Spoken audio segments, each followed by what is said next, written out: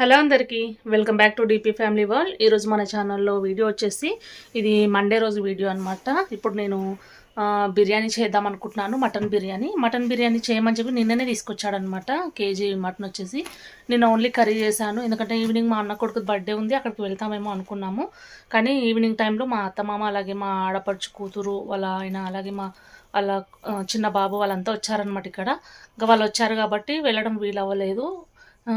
నిన్న night chicken అలాగే mutton చేశానన్నమాట.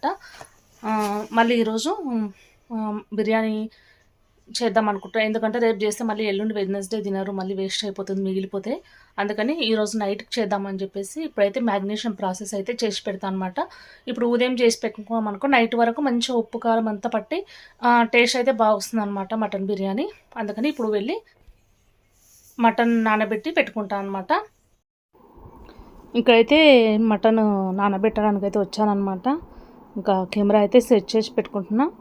నిన్ననే తీసుకొచ్చింది అనమాట. కానీ నిన్న తీసుకొస్తే ఆల్రెడీ చెప్పాను కదా, కర్రీ కోసం కూడా మటన్ తీసుకొచ్చిండే, అందుకని ఇంకా చేయలేదు.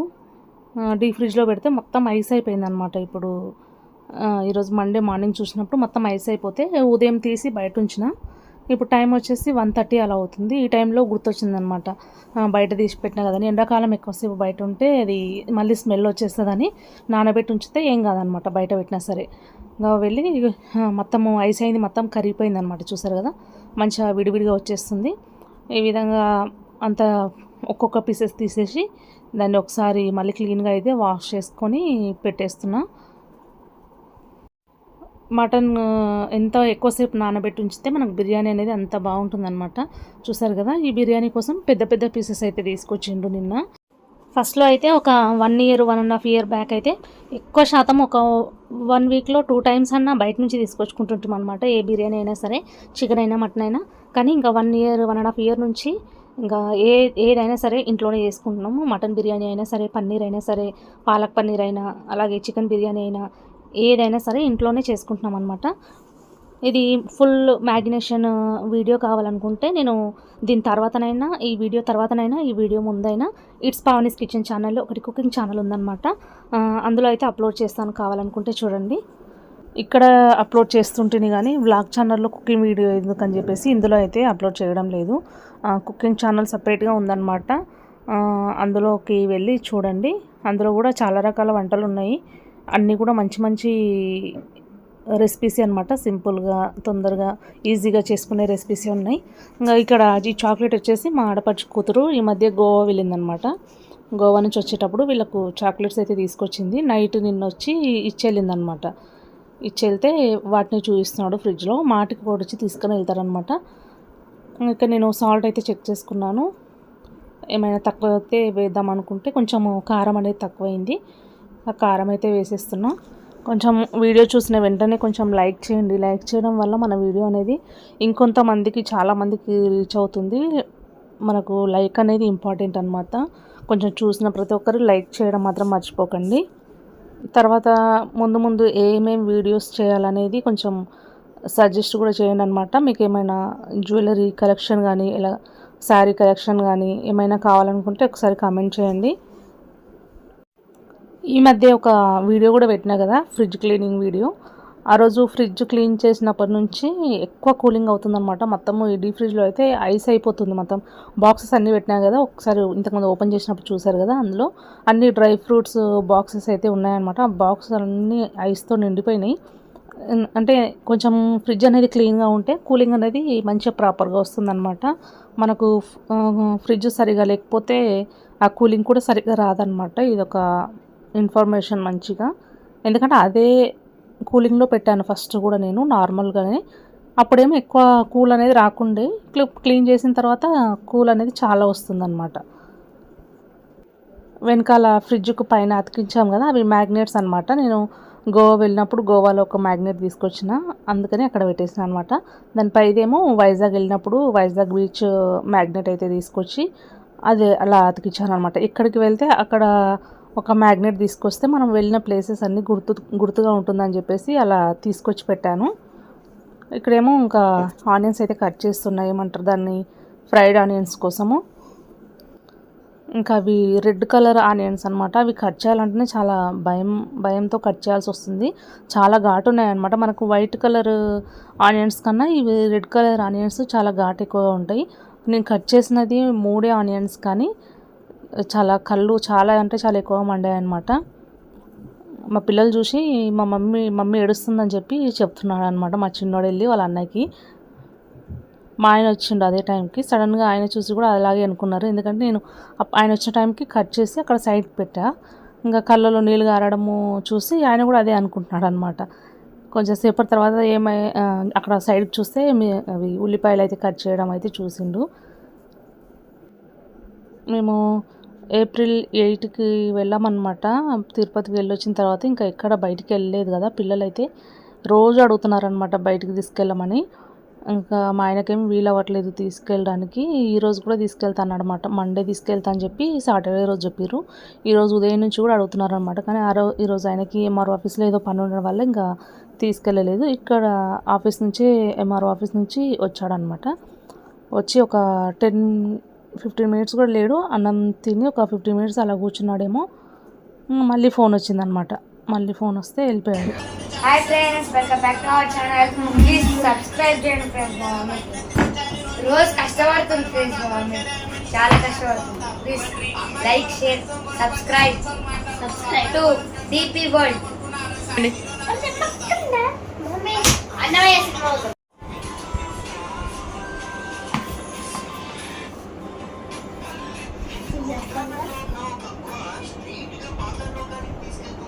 Hi friends, welcome back to our channel.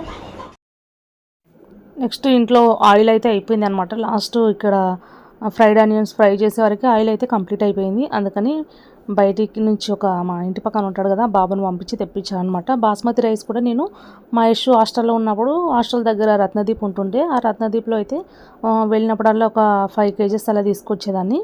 అవే బియ్యం వాడేదాన్ని అనమాట. మనము ఏమంటారు ఇవి ఇండియా గేట్, దావతు వాటన్నిటికన్నా ఇవి మంచిగా అవుతుంది అనమాట. నార్మల్గా కేజీ లెక్క ఇస్తారు. ఇంకా ఈరోజు అయిపోయాయి కాబట్టి ఇక్కడ లోకల్లోనే తెప్పించాను. 5 kgs బాస్మతి రైస్, అలాగే 5 లీటర్స్ది సన్ఫ్లవర్ ఆయిల్, గోల్డ్ డ్రాప్ ఏదో ఫ్రీడమ్ అనమాట. ఫ్రీడమ్ ఆయిల్ అయితే తీసుకొచ్చినాము. ఇంకా నైట్కి వచ్చేసి బిర్యానీ చేసేటప్పుడు మళ్ళీ అయితే వీడియో అయితే షూట్ చేద్దాం.